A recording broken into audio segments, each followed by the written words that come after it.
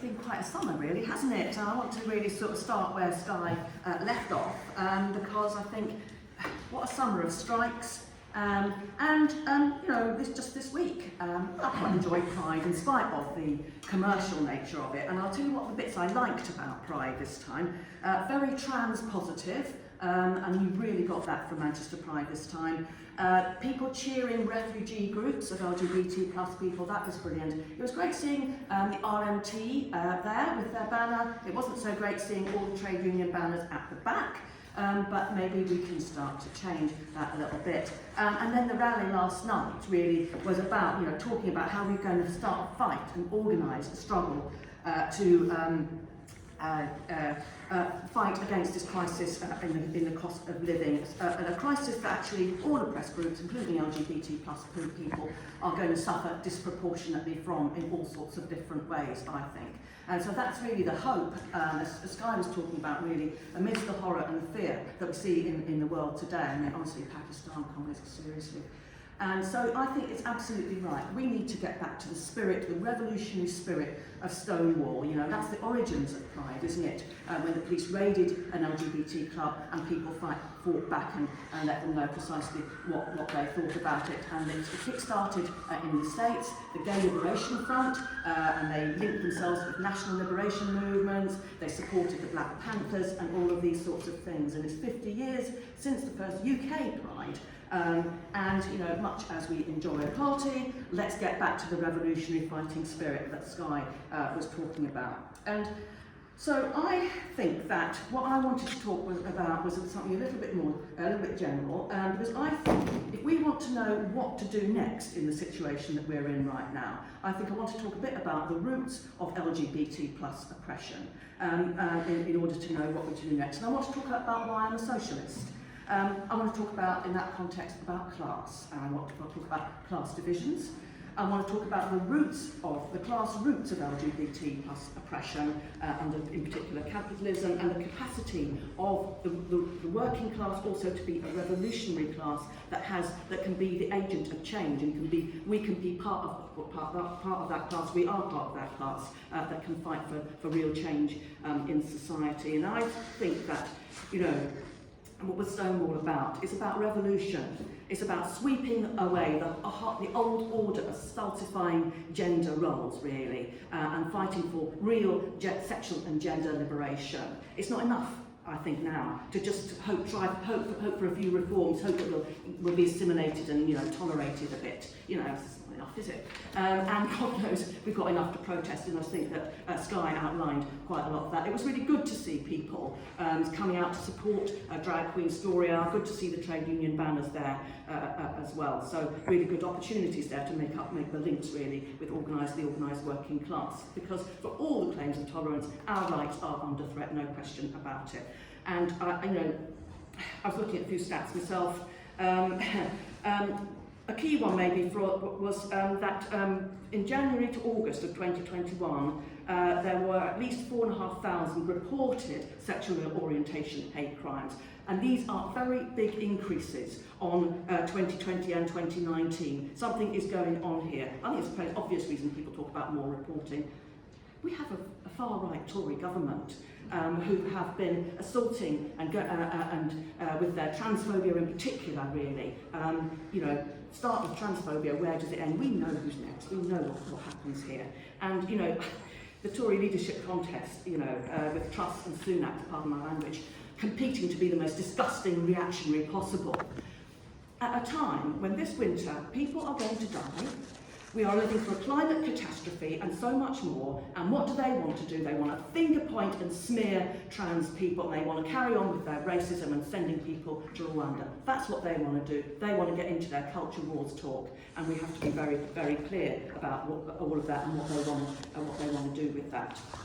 Not much useful from Labour either, actually. And by the way, it took Blair's government 3 years to even attempt to repeal this hated Section 28. You know, that attempt was, by the way, defeated by such luminaries as Theresa May. She said she supported trans rights later, didn't she? She doesn't. She's a reactionary, same as the rest of them. So Pride, yeah, it's very commercial, and I think we have to say, when I see the Home Office changed its Twitter logo to a pride flag, what an insult to LGBT plus people fleeing persecution around the world and being sent back to where they could possibly be killed. You can't make it up, really. And I think the key point about that is when people talk about community and the LGBT plus community, I think we have to say, actually, we're not just one community, that we are divided by class. And that's what I want to just say a little bit about now. And I want to say this. I hate Dame Cressida Dick. I fucking hate that woman. She is the woman, by the way, who was responsible for the killing of the innocent man Jean-Charles de Menezes. What she get for that promotion? She ordered her officers, when she was the head of the Met, I'm glad she's not anymore, head of the Metropolitan Police, to attack the Sarah Everard vigil. And Cressida Dick had presided over an absolutely disgusting culture of homophobia, transphobia, sexism, racism, and more. Let's not forget the way in which the Met Police did not take seriously the homophobic crimes of Stephen Porter, allowing him to kill and kill again. The police were responsible for at least 2 or probably 3 of the men that Stephen Porter murdered. I think they're finally admitting it might possibly have made some mistakes. Absolutely homophobic through and through. I'm not uniting with this woman. Dame Cressida Dick is a lesbian. I am sure she experiences homophobia. But actually, unfortunately, she is also part of a police force that supports a class and backs up a class that tries to divide us by using victimisation and scapegoating. So she may well experience oppression, I'm sure she does in the police, but she stands with and works for a ruling class that benefits from our oppression. And so I think one of the things we have to say, therefore, is that we are divided by class, and getting LGBT plus people into high places is not enough. It's clearly not enough. It's not a solution. The Tories, the party of capitalism, the party of the bosses, they know that they want to run a system of class rule where profit rules, and the rich, of course, can buy their way out the worst elements of oppression as well. So, I wanted, therefore, to talk about a second bit of class, which is that capitalism is the root of LGBT plus oppression. It's also the root of women's oppression. And specifically under capitalism, the way in which this particularly takes place is through the organisation, rearing of children through the nuclear family. Really, it's a bedrock of capitalist society.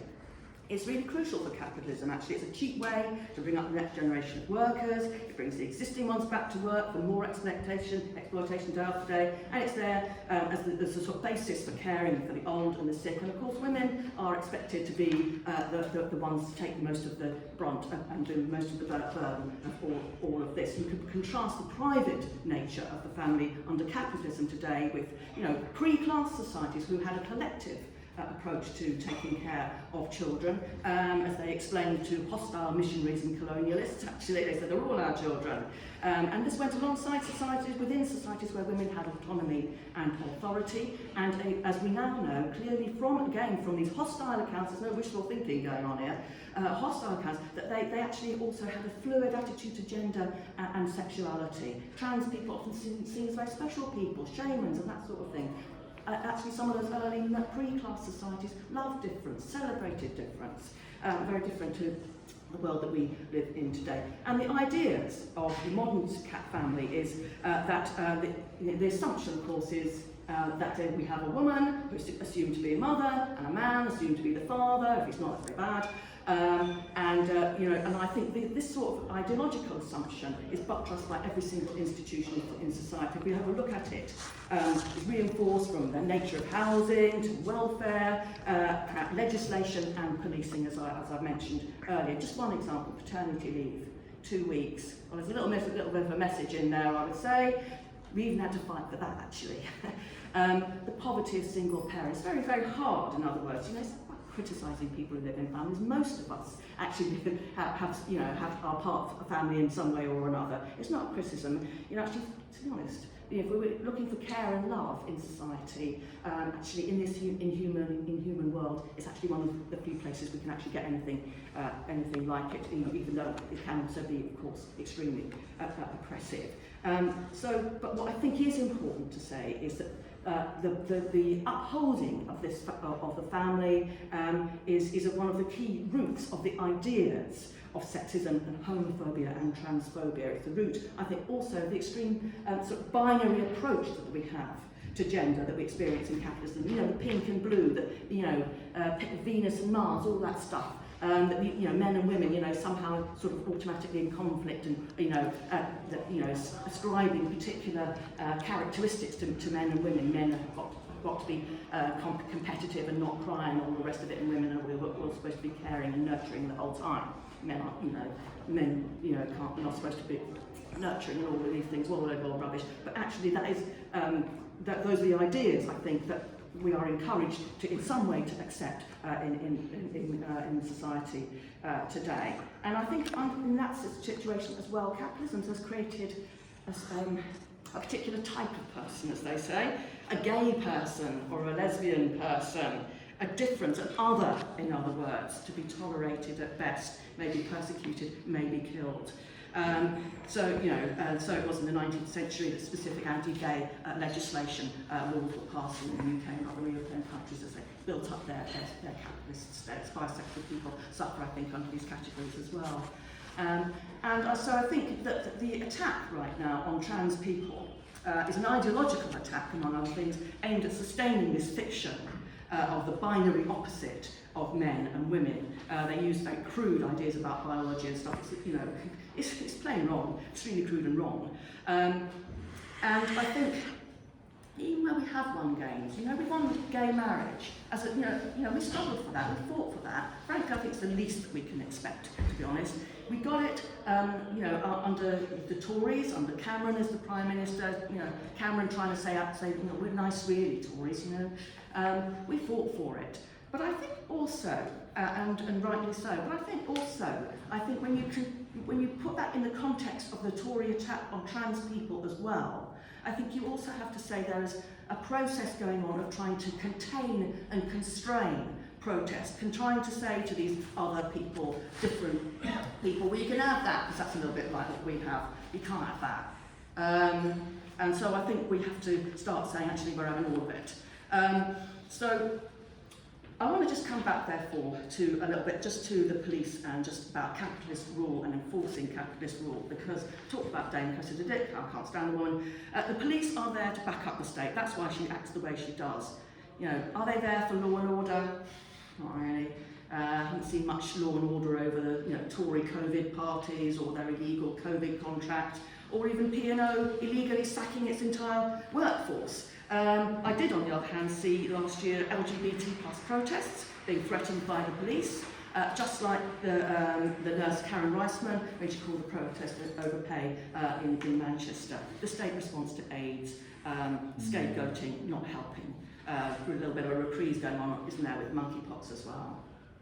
So I think that what we can see as, when we see the family and the state and legislation and the Tories and the ideology and the rhetoric and all of the rest of it reinforcing the family, we can see all the laws and institutions and structures that reinforce the families, and we can see that it therefore is a material basis for the ideas of sexism and homophobia and transphobia. So we also see the way in which the state can regulate our most personal and intimate feelings and relationship. So I think one of the things we need to say, therefore, about the system that we're living under, capitalism, is that it doesn't end when we leave the workplace. It's a total social system that benefits and needs these sorts of oppressions. And I think all of this makes it easier for things like the media, for example, to push homophobic ideas with people and to convince people that there might be some truth in it. And I talked about being a socialist. Talked about some bad stuff here, let's talk about some good stuff. I talked about being a socialist, and as a socialist, I do look back to the Russian Revolution of 1917. It was defeated, that revolution. The rise of Stalin was about the defeat of the Russian Revolution, but in a few short years, what they were able to do was pass a range of unprecedented measures, such as legalising abortion, divorce and homosexuality, communal kitchens and nurseries, starting to undermine the roots of women's oppression and also the roots of LGBT plus oppression. A situation where that had been a really backward country, where it was quite fine for men to beat their wives, by the way, and yet when they started to take power, rise up, take control, actually that you could see these are the conditions where it becomes much, much easier to challenge the old oppressive ideas. So I think when we talk about revolution that can sweep away oppression, we've got to be clear about where those ideas come from. What people talk about a heteronormative idea about society, and I think, but what I think we do have to say is, I'd love it if we could just challenge all of this by the way we live. Hi, I'm me. Coming out is a very important process and can feel a very personal and individualised process. I think, though, we do need to be clear that to create the change that we desperately need, we need to be, first of all, clear about the roots of LGBT oppression in the way that I have talked about. So there's one last thing I want to say about class after a little. And then I will shut up. Because I think I've talked about class divisions, I've talked about the roots of LGBT oppression in class society, and particularly capitalism that we live under. I think that we want to, I want to say something else. We don't just want reforms, and we're not getting them anyway, they're getting them taken away, we're going to fight to defend those things, but we're part of a working class that has the capacity to liberate itself. And I wanted to say in this context that sometimes we talk about class as if it's another type of oppression, you know, racism, sexism, homophobia, classism. Actually, class is something that is a little bit different, is a different kind of thing. We're all part of that class.